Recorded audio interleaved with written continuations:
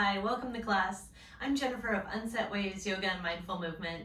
Today's practice is yoga for plantar fasciitis. It is a holistic perspective, so we will be moving the whole body with respect to how stress and tension come to our feet. So we'll start in a seated position. We'll have our legs outstretched in front of us. Now, if you tend towards low back pain, it may help to have a blanket rolled up, and you could have a little larger wedge ready if you like. And you'll place this under your hips so you can move yourself back so that your hips are on top of the wedge. This will enable our pelvic bowl to tilt forward and take some tension off of those lumbar vertebrae. In another way, if you tend towards tight hamstrings, you could bring a bolster in underneath your knees and allow a relaxed position there. And you could have both. So find what you need today. And then we'll find a nice sitting up tall, relaxed position. And to start, we're going to just do some simple flexing and pointing of our feet. Now you can take one foot at a time if you prefer, or both together. And then we're going to incorporate this with our breath. So find your breath today. Allow yourself to lengthen the inhales and exhales. Maybe coordinate that with the points and flexes of your feet. So we'll take this nice and slow.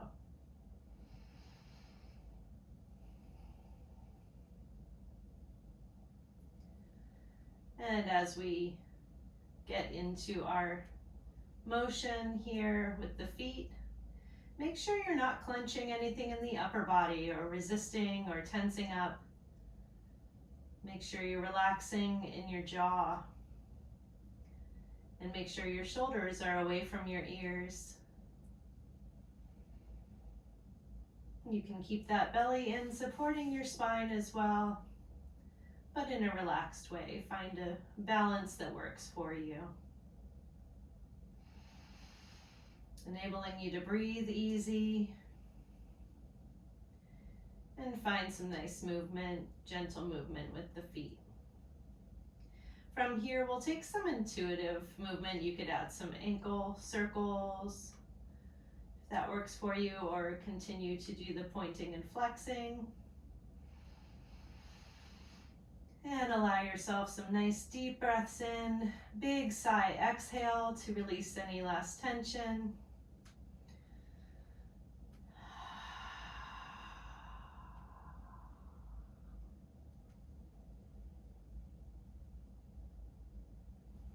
All right.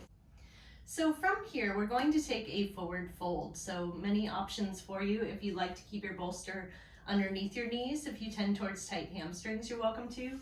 You could forward fold from here, or even place another pillow on top if that's most comfortable to you. I'm going to remove mine, but I'm going to keep my wedge underneath my hips. This again does allow the pelvis to tilt forward, protecting those lumbar spine.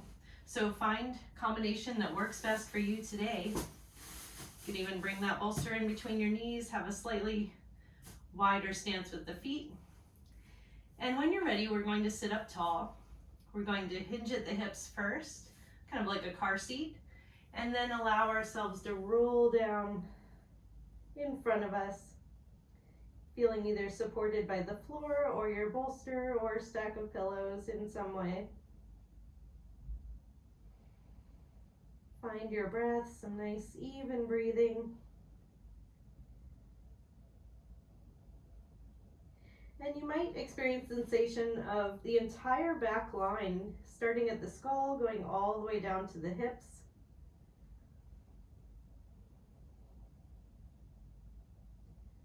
Again, tensions along our spine affect our posture, which affects how the weight distribution goes onto our feet.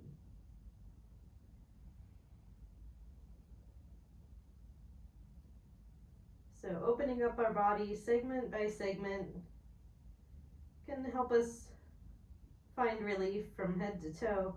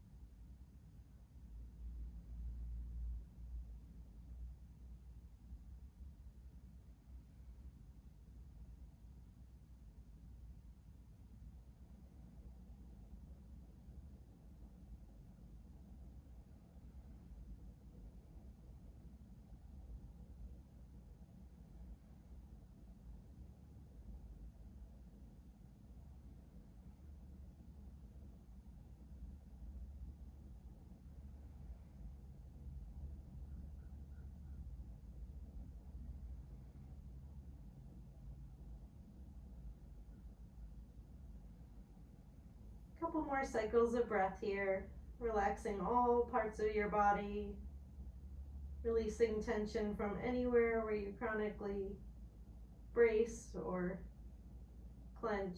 Just let it all go and relax.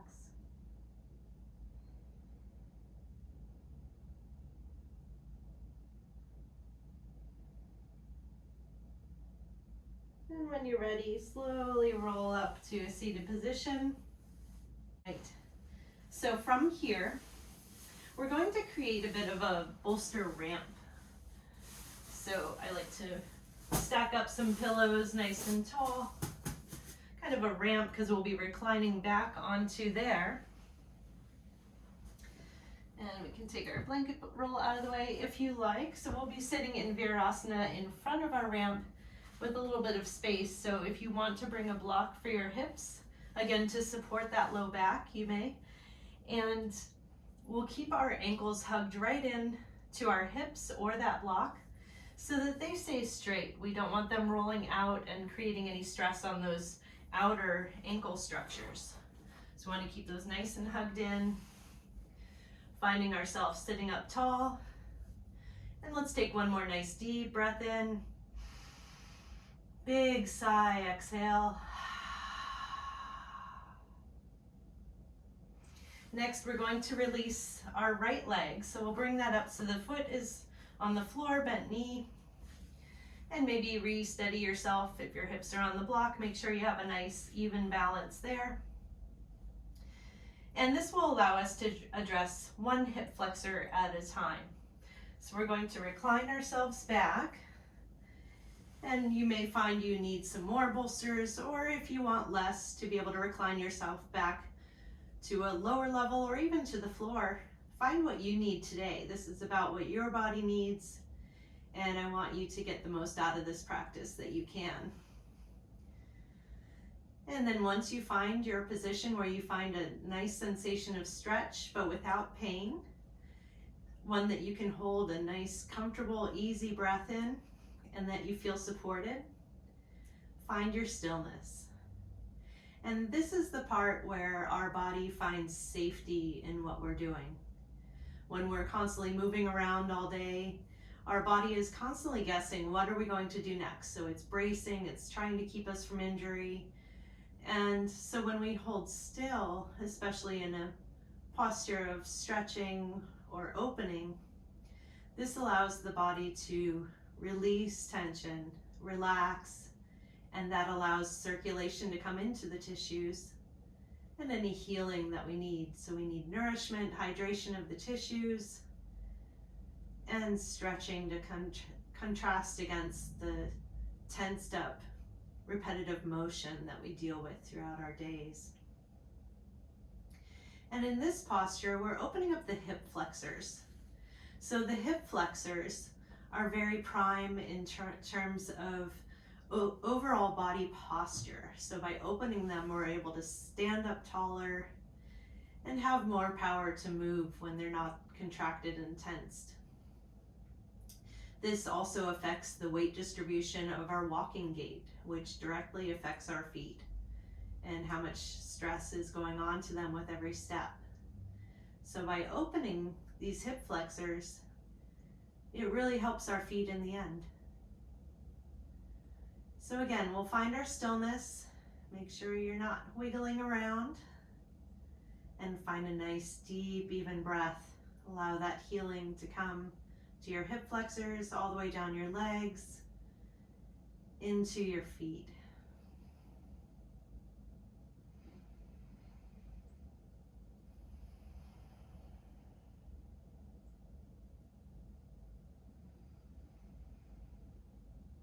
Again, softening any resistance that you find anywhere else in your body. Just fully give in to the support of your bolsters or your surface. And relax in the safety of your space.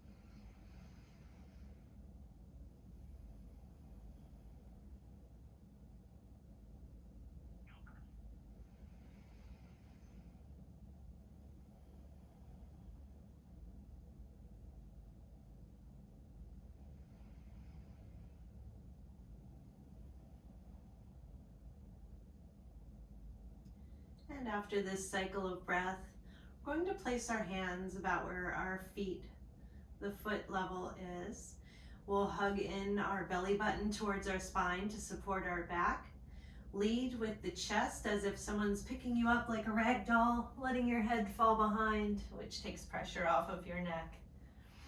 And let's go ahead and extend our left leg and our right leg, allowing yourselves a little wiggle. Go ahead and bend your knees, having feet to the floor, and we'll come back into that Virasana shape. So feet straddling either side of your block or just your hips, making sure they're not rolling out. This time we'll release our left foot, keeping the foot flat on the floor. Allow those toes to spread out on your mat, knee bent. Make sure that right ankle is still straight, not rolling out, and go ahead and allow yourself to recline back on your surface. And you may find each side being very different. Maybe you have influences of scoliosis or other injuries in your spine. So be prepared if you need to add more padding on your ramp, or even taking some away if you find more flexibility on this side.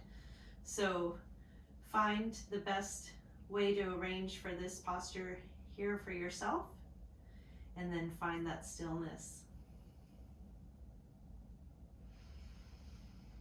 Some people find it helpful to have closed eyes and turning into the body, noticing sensations so that we can release any resistance or tension. But if that's not comfortable for you, it can be very therapeutic just to find a soft gaze ahead of you and focus your breath on that one still point.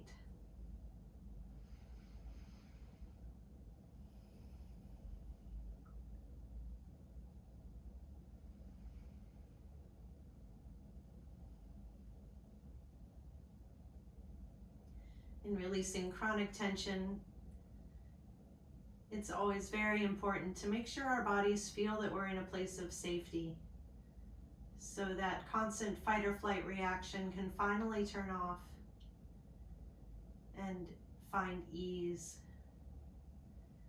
And again, that leads to the secondary nervous system response, which is to relax and again allow those nutrients to come into our body's tissues.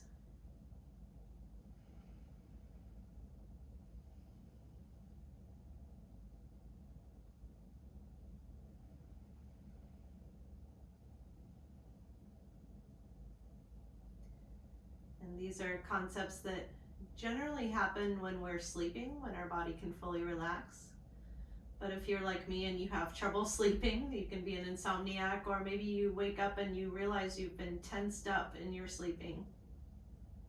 I have classes for that too, so that we can address that there, and I welcome you to pursue those videos as well. We're always working on ourselves and trying to help ourselves live better through the chaos of outer life, all of the reactions that we have in our days and constant in motion activities we need to get to and accomplish. We also need our downtime too, so here we are. Let's take a couple more nice, even, deep breaths here.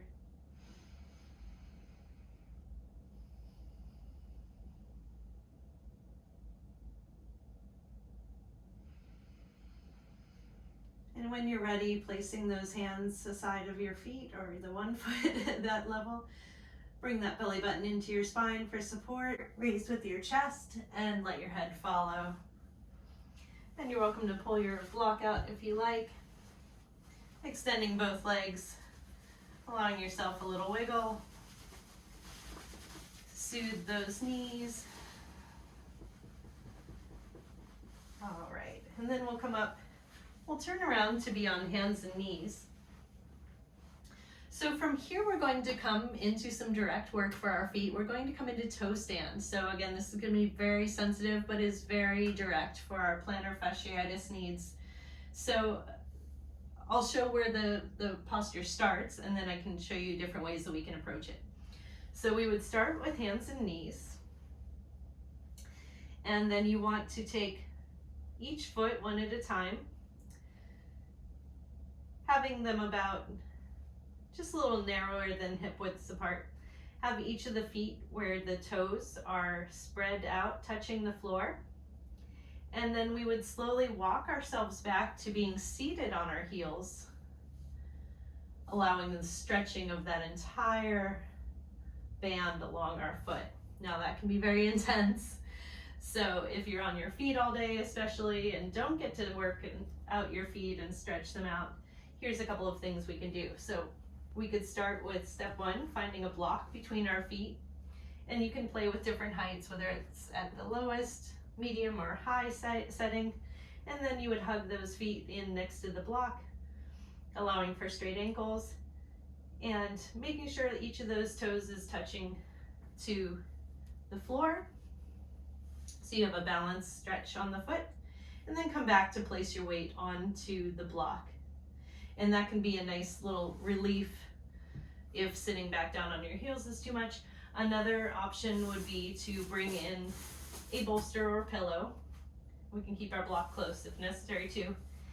And to come forward, placing each of your knees on the pillow, and then having those feet a little narrower than hip width again, making sure each of your toes is touching the floor.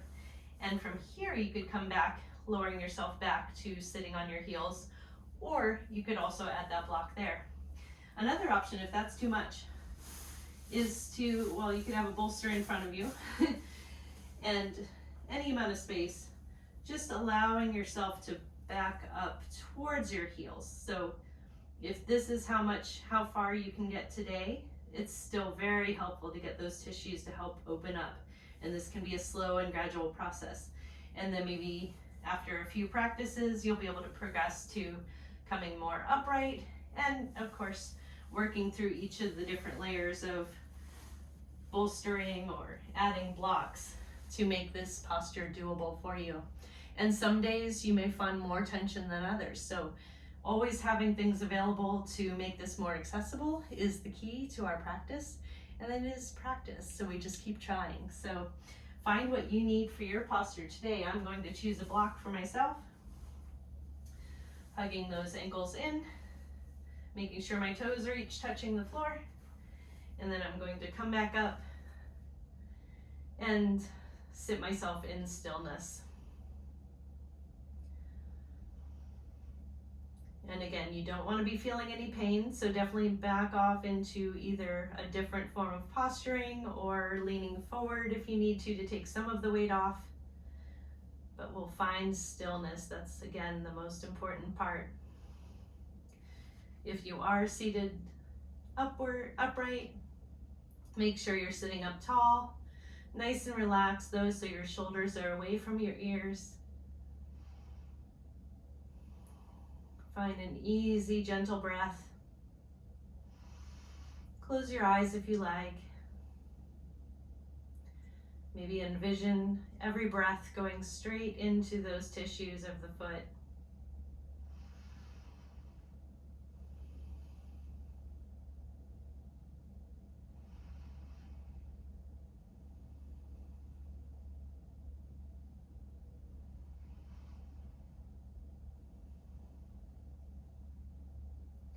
This is where the mind can become overactive even when the body's in stillness, or especially what then?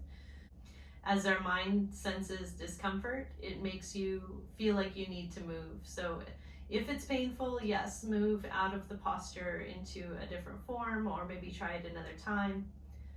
But if it's just a slight discomfort and you can sit through with a nice relaxed breath, try to stay with it. Try to let those thoughts go just a bit and let your body know that this is a position of safety. We're not doing this to torture ourselves. So we want to be able to stretch and ease these tissues, and we communicate that with our even breathing. If our breath was racing or forced, then that does tell the body we're not safe yet. So make sure you can be in a position of easy breathing. And we will take about 3 more breath cycles here. You can do it.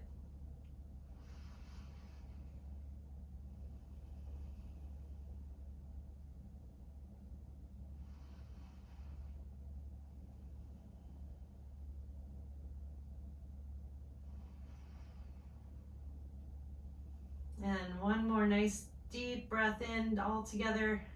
Inhale deep, all the way to your feet, and big sigh, exhale. Release all that tension to the ether. Very slowly and gently lean yourself forward, remove any props as necessary, and find stability on hands and knees.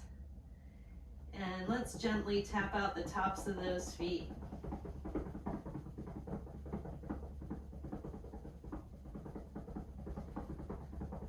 Get those endorphins coming, help spread around that circulation that we're putting in towards our feet. And find a comfortable seat. I hope this was very helpful for you, and I hope it's a practice you can return to time and again. If you ever need to hold a posture longer, feel free to press that pause button and take everything at your own pace. Always listen to your body. Thank you for being here. Namaste.